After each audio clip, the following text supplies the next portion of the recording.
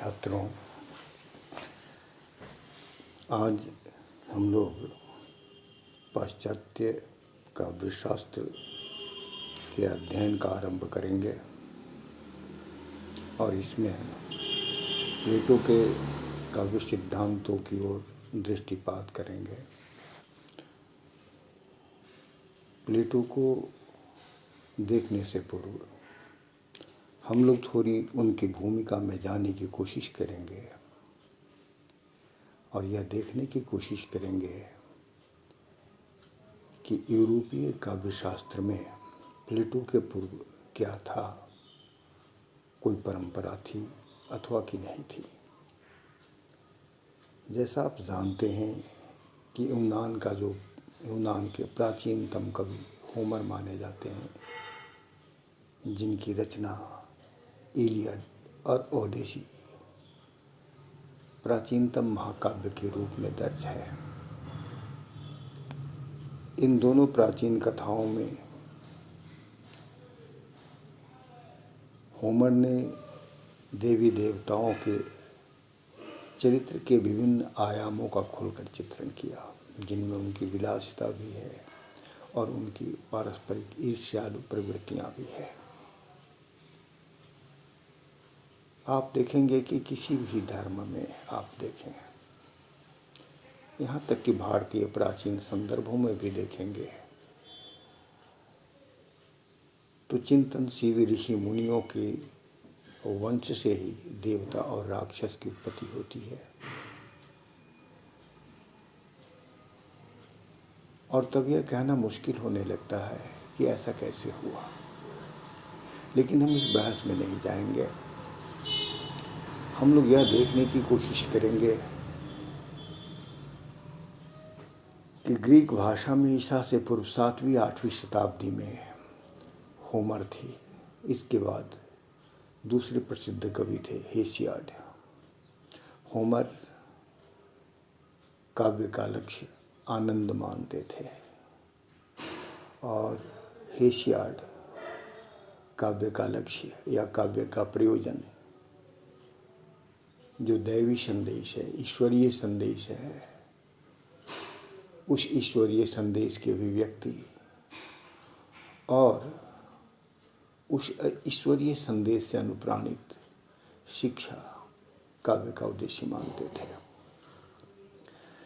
जहाँ तक देखिए, कुछ लोग मानते हैं कि होमर ने आनंद को जो माना, तो यह आनंद वस्तुतः आप देखेंगे कि साहित्य के प्रति मनुष्य आकृष्ट तभी होता है जब उसमें कुछ जीवन के वे नूतन आयाम होते हैं, जिन नूतन आयामों के प्रति आपके मन में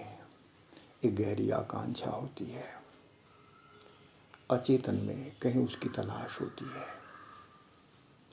और अचानक वह जब रूप, वह भाव, वह स्वर, वह विन्यास जब आपके सामने आता है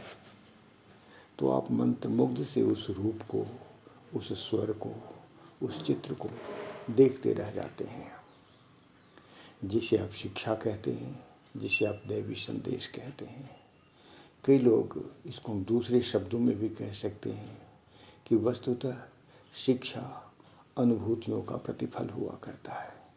वे अनुभूतियाँ जो हमें बदलाव लाती है, वे अनुभूतियाँ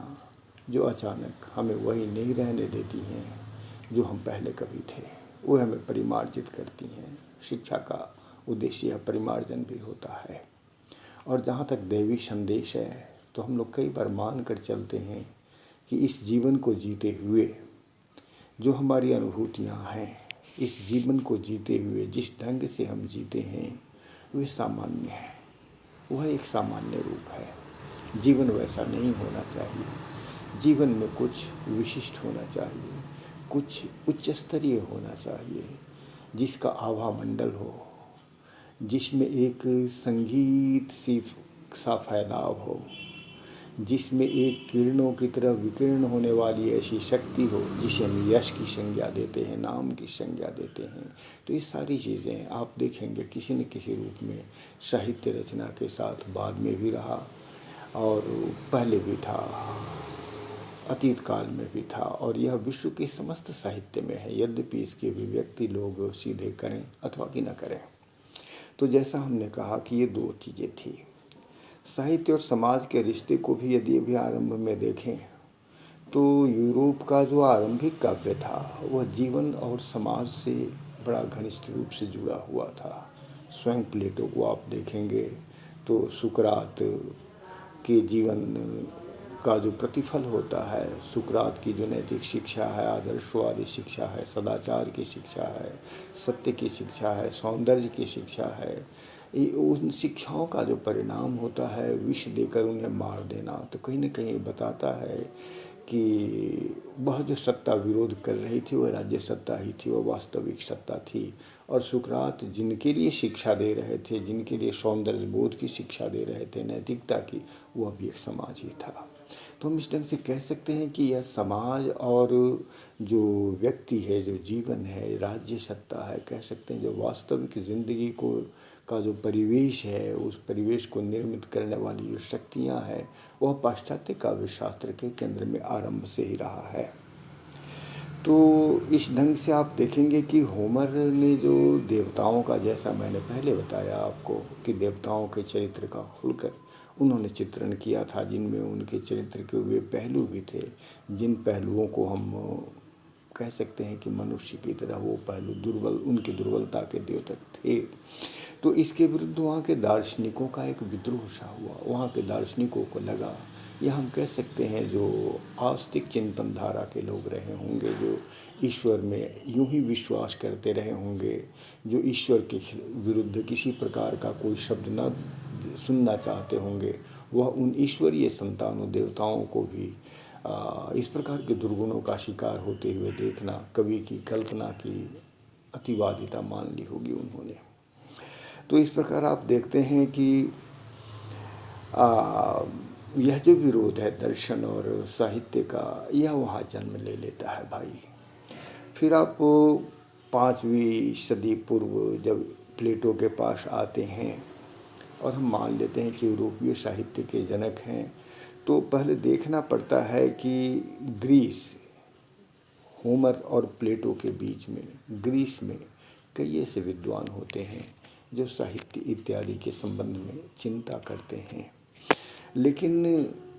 ऐसा क्यों होता है कि हम प्लेटो को मान लेते हैं, इस पर हम ज़्यादा नहीं कह सकेंगे। यह निश्चित रूप से अधिक तत्व ज्ञान की बात करता है और हम उस तत्व ज्ञान की तरफ अभी नहीं जाएंगे। लेकिन इतना कहेंगे कि यूनान में ये पिंजर है, गार्जियस है, अरिस्टोफेनिस, ये विशेष रूप से उल्लेखनीय हैं, जिन्होंने अपने समय के साहित्य रचना के माध्यम से, साहित्य चिंतन के माध्यम से कहीं कहीं यूरोपीय साहित्य चिंतन को एक रूप देने की कोशिश की। जैसे संक्षिप्तता को हम व्यक्त करें, संक्षिप्तता को हम ले, यह पिंजर जिन्हें हम कहते हैं, उनकी यह बहुत बड़ी मांग थी साहित्य में कि साहित्य में वो विस्तार से ज़्यादा संक्षिप्तता की बात करते हैं। और आप जैसा जानते होंगे कि हमारे जो बिंबवादी, प्रतीकवादी काव्यधारा के लोग रहे हैं, उन्होंने भी कहीं न कहीं साहित्य में शब्दों की महत्ता दी और संक्षिप्तता को महत्ता दी। उन्होंने भी अतिरिक्त शब्दों का अपव्यय, अतिरिक्त बिंबों का अपव्यय, अतिरिक्त वर्णनात्मकता के माध्यम से साहित्य सृजन में लगना जैसी चीज़ों के, जैसी प्रवृत्तियों के वो विरोधी थे। तो कहीं न कहीं आप देखेंगे कि इसकी परंपरा पहले भी थी। इस प्रकार से जॉर्जियस जो थे वह कलात्मक भ्रम, जिसे हम कहते हैं कि आर्ट का एक इल्यूजन क्रिएट करना, हम बराबर कहें कि कल्पना की शक्ति पर जो आप देखेंगे, इसमें खास तौर पर स्वच्छंदतावाद में कल्पना की शक्ति पर जो अतिरिक्त बल कॉलरिज देते हैं या कि वर्ड्सवर्थ देते हैं, यह कल्पना जो है या कहीं न कहीं अपने यथार्थ से जब हम असंतुष्ट होते हैं, अपने यथार्थ से जब हम अतृप्त होते हैं या हम यथार्थ के सैचुरेशन से उब जाते हैं, एक थकान सी होती है, हम एक नयापन चाहते हैं, इस नयापन की दिशा में ले जाने वाली जो हमारी प्रवृत्ति होती है, उस प्रवृत्ति को दिशा यह कल्पना ही देती है। यह कल्पना ही है जो सारे स्मृतियों से या दृश्य विधान से या पूरी सृष्टि में जो आपका अनुभव संसार है उससे अनेक चित्र, अनेक क्रियाकलाप, अनेक कह सकते हैं सादृश्य विधानों की सृष्टि करती है और एक नूतन संसार को रचने में बहुत बड़ी मददगार होती है। तो हम कह सकते हैं उसके माध्यम से एक रचनाकार एक ऐसे सत्य का सृजन करता है जो दार्शनिकों के, व्यवहारवादियों के या कह सकते हैं वस्तुवादियों की दृष्टि में वह सत्य ना हो सकता है, वह एक भ्रम हो सकता है। लेकिन आप जैसा जानते हैं कई बार चीज़ों के भ्रम को सत्य बनाने में हम जीवन में एक नूतनता की सृष्टि करते हैं। जैसे आप देख रहे होंगे विज्ञान की दुनिया में देख रहे होंगे जितनी भी प्रगति हमने की है कभी वह जीवन में एक भ्रम ही रहा होगा, कभी वो हमारे जीवन में एक प्रकार से एक अवास्तविकता की कल्पना ही रही होगी। लेकिन विज्ञान ने कई अवास्तविकताओं को वास्तविक शक्ल देने की कोशिश की है। तो इस तरह हम कह सकते हैं कि जो जॉर्जियस का इल्यूजन ऑफ आर्ट है जिसमें उन्होंने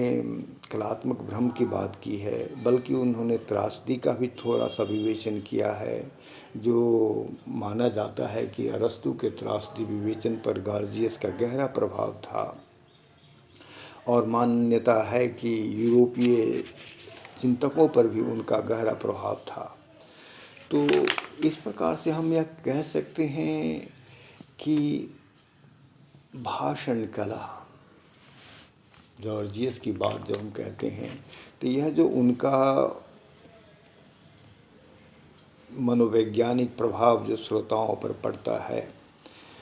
तो यूनान के नगरों में जब जनतंत्र की स्थापना होती है तो वहाँ पर यह जो मनोवैज्ञानिक प्रभाव है या कह सकते हैं साहित्य सृजन के माध्यम से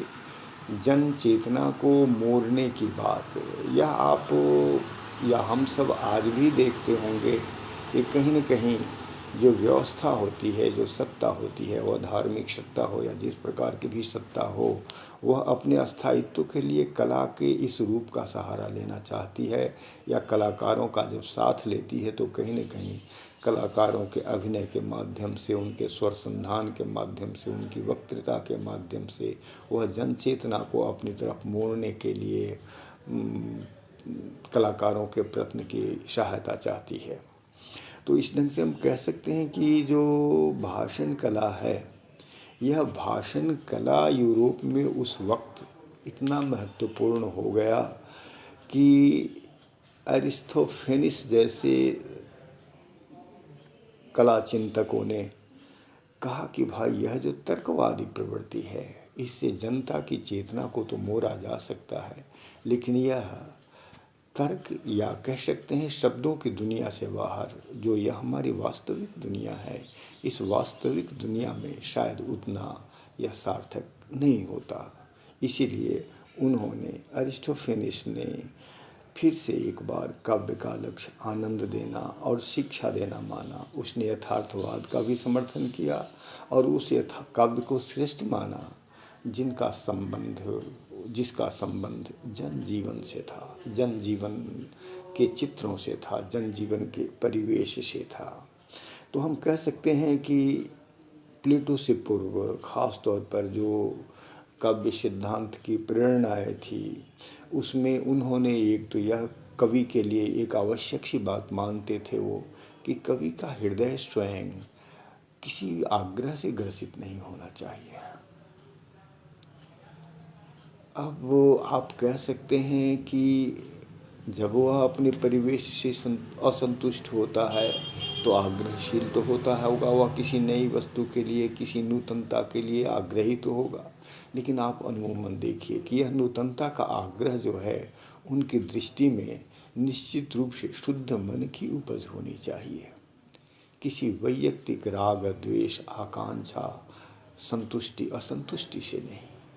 वह मनुष्य के वैयक्तिकता से पृथक मानव जाति की चिंता से उपजी हुई असंतोष की प्रवृत्ति होनी चाहिए, अतृप्ति का भाव होना चाहिए, यानी मानव जाति के लिए नूतन सौंदर्य की तलाश होनी चाहिए। इसलिए साहित्यकार या कलाकार के भीतर निर्मलता और संवेदनशील हृदय का होना उन्होंने आवश्यक माना था।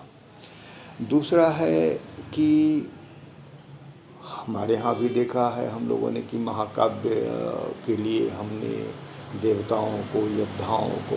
यशस्वी वीरों की कथाओं को हमने माना। वहाँ भी अमूमन ओडेसी हो, इलियड हो जैसी की जो कृतियाँ हैं वह उस समय के उन वीरों की बात थी जो अपने समय को चुनौती देते हुए, अपने समय के अवरोधों पर विजय प्राप्त करते हुए कहीं न कहीं मनुष्य की जय गाथा का एक प्रेरणा स्रोत हुआ करते थे। तो ऐसे जय गाथा के प्रेरणा स्रोत बनने वाले वीरों को वो चाहते थे कि काव्य में अधिक से अधिक स्थान मिले, काव्य सृजन में। तीसरा हम कह सकते हैं कि उनका था कि